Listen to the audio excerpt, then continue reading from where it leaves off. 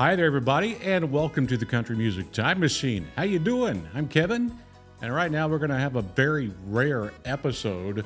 One subject in country music that has seldom ever been covered, the Latin influence on country music.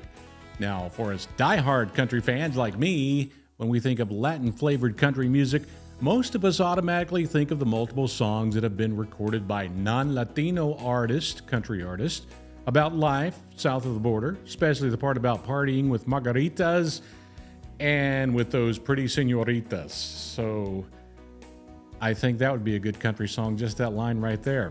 It does rhyme. But it is much more than that. Historically, the Latin influence in country music goes way, way back.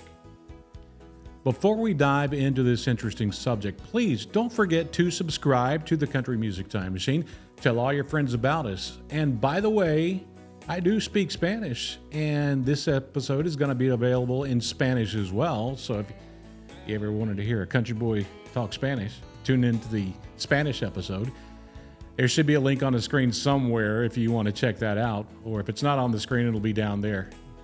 We know that sometimes country music is stereotyped as being just for regular white people. While that is the biggest part of the country music audience, it is definitely not the only people that love country music.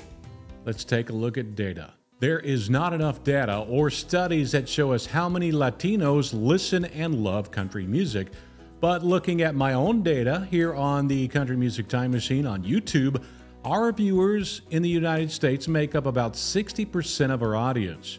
The other 40% are viewers tuned in from places that may shock you. While Canada, the United Kingdom, and Australia are watching, we have thousands of country music fans in many countries worldwide, including countries that their first language is not English.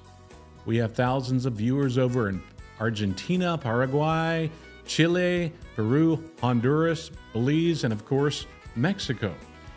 It is obvious that country music is loved by people worldwide, in many countries speaking many different languages.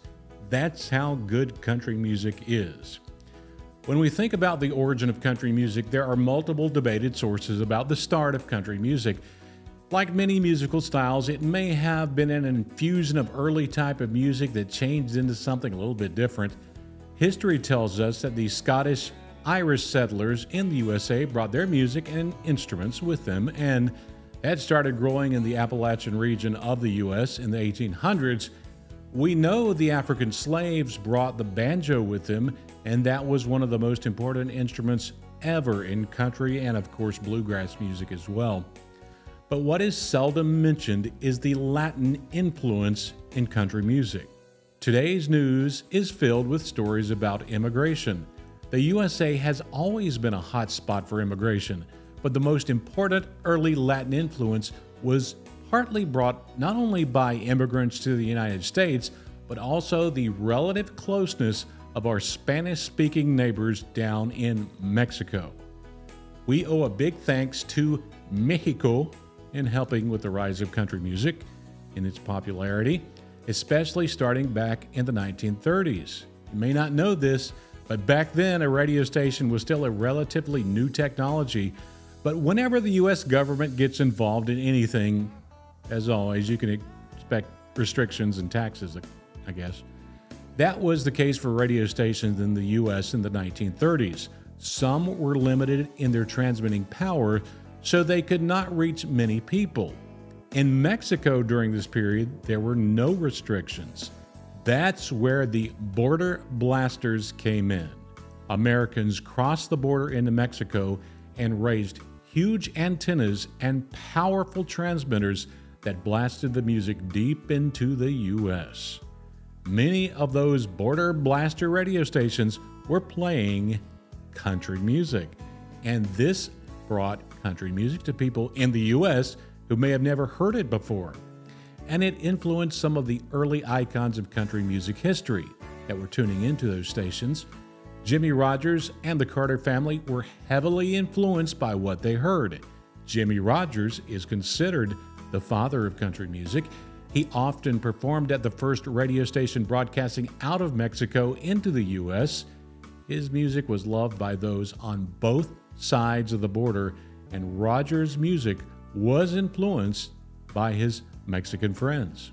Now, those radio stations came to an end in the 1980s, but we must step back again, especially to the 1940s and 50s, to get the next influence. And the influence is due to the rise of the singing cowboys and TV and movie westerns. Most of those stories on those movies and TV westerns were about life in the 1800s, mainly about the heroic tales of life, outlaws and gunslingers on the border areas of Texas, Arizona, and New Mexico. This came across in many of the songs at the time. We all remember great hits from artists like Gene Autry and Roy Rogers. The trend continued in the 1950s with great songs, including one of my favorites, El Paso by Marty Robbins. One of my favorite lines in country music was, "Out in the West Texas town of El Paso, I fell in love with a Mexican girl." I'm sorry, Marty. I know I'm nowhere near as good as you are. One of the first to have success that was of Latino or Mexican heritage was Valdemar Garza Huerta, better known to us as Freddie Fender. Born in Texas in the 1950s, Freddie started releasing Spanish-language versions of popular hits, including Don't Be Cruel by Elvis. In 1959, he recorded Wasted Days and Wasted Nights, but it was not a big hit back then. It became a big hit in 1975, topping the charts in multiple countries. Between 1975 and 1983, he charted 21 country hits, none bigger than Before the Next Teardrop Falls, a song with English and Spanish lyrics. It was a #1 hit across the world. Around the same time Freddie Fender was making it big, Johnny Rodriguez, another Texas native with Mexican roots, also rose to stardom. In 1969, at the age of 18, Johnny was in jail in Texas. A lot of country music singers go to jail, I guess. He sang frequently in his cell and was heard singing by those Texas Rangers who passed the word about his great voice. He started singing in public and caught the attention of Tom T. Hall and Bobby Bare, who encouraged him to go to Nashville. Well, he went to Nashville. He only had $14 in his pocket and a guitar, but he impressed everyone. He got a recording contract and eventually started making hits. His debut album in 1973 went to #1, and he had multiple #1 songs in the 70s. So here's a factoid for you. This makes Johnny Rodriguez the most successful artist of Latin origin in country music history. Another big star that was heavily influenced by the Latino sound was none other than George Strait. Another fellow from Texas, George has always loved mariachi music. He called Vicente Fernandez one of his heroes and even sang a song in Spanish called El Rey on his album called Twang, and I listened to it and he did a great job. Multiple artists love music that sounds or at least references Latino culture. Among those with big hits include, of course, George Strait, but also Merle Haggard, Tim McGraw, Carrie Underwood, Kenny Chesney, Luke Combs, and so many more. But where are the ethnic Latino country singers in today's country music? Well, they are out there, but for one reason or another, they have not had the same success, especially in recent decades, compared to their Caucasian counterparts. Rick Trevino was the last solo artist that had success. He had a #1 hit in the 90s with Running Out of Reasons to Run. His last charted song was in 2007. Since then, while we have had plenty of artists of Latino origin sing country music, they have not had much chart success.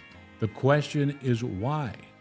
Some outside the country music industry may shout racism, as they often do, but while that may be the case in some circumstances, the broader issue may just be numbers. There are thousands of aspiring country stars that are black and white and other ethnic backgrounds, but not enough Latinos are making country music. The same could be said about NASCAR racing. I love NASCAR racing. Only a few women or blacks have ever competed in NASCAR.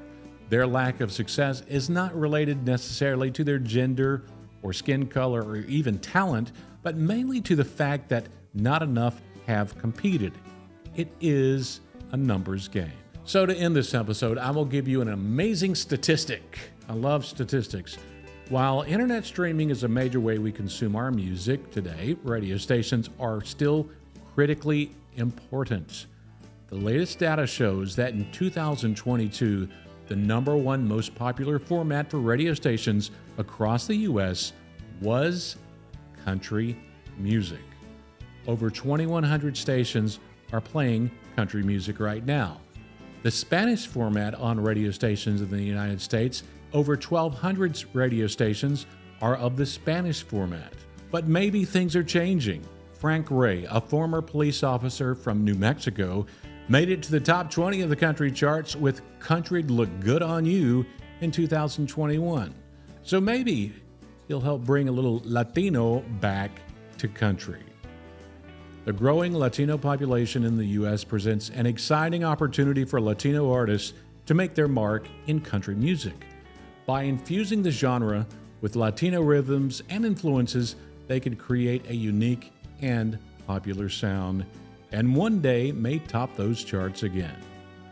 That is all for the Country Music Time Machine. As they say in Spanish, hasta luego, amigos. Bye-bye.